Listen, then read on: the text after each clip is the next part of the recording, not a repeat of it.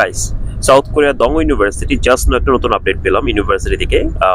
সেটি হলো যে আপনারা যারা ই ভিসার জন্য অ্যাপ্লাই করেছেন, বুসান ইমিগ্রেশন কিন্তু নতুন একটা রুলস জারি করেছে। সেটা মানে হলো যে আপনাদের যাদের অলরেডি সব ডকুমেন্টস ই ভিসার জন্য সাবমিট করা হয়েছে এবং ইউনিভার্সিটি এখানে ই ভিসা সাবমিট করেছে, ইমিগ্রেশন থেকে আপনাদেরকে ব্যাংক স্টেটমেন্ট লাস্ট 30 ডেজটা ওরা এগেইন চাচ্ছে।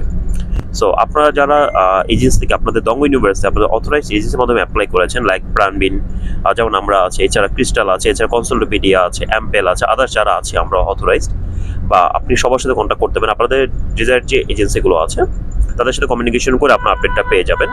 সো এখানে মেন ফ্যাক্টর হলো যে দং ইউনিভার্সিটি 30 দিনের একটা ব্যাংক স্টেটমেন্ট যাচ্ছে। সো তার আপডেটটা চেয়েছে। সো দ্যাটস মিন আপনারা যারা একটু ফাস্ট করতে পারবেন সেটা আপনাদের জন্য বেটার হয়। So last 30 day bank statement ফার্স্টে স্ক্যান করে আপনাদেরকে ইউনিভার্সিটিতে দেওয়া লাগবে, মানে আপনাদের এজেন্সিকে দেওয়া লাগবে, তারা ইউনিভার্সিটি সাবমিট করে দিবে। অ্যান্ড দেন ইউনিভার্সিটিকে চেক করে আপনাদেরকে জানাবে is that okay or not, then আপনি এটাকে পোস্ট করে কোরিয়াতে পাঠিয়ে দেবেন, লাইক কোরিয়ার করে, ডিএচএল করে, অর ইউপিএস সামথিং।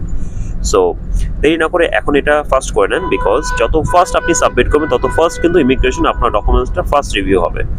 সো যেহেতু আমাদের দং ইউনিভার্সিটি বুসান ইমিগ্রেশনের জন্য টপ র্যাঙ্ক এবং বলা যায় নাম্বার 1 ইউনিভার্সিটি, সো আমাদের দং ইউনিভার্সিটি কিন্তু সবার আগে আপডেটগুলো পায়। সো স্টে উইথ দংউই, স্টে উইথ প্রাণবিন, অ্যান্ড যত রকমের ফিচার আপডেট দরকার তার জন্য আমার চ্যানেলটিকে সাবস্ক্রাইব এবং ফলো দিয়ে রাখুন। ধন্যবাদ।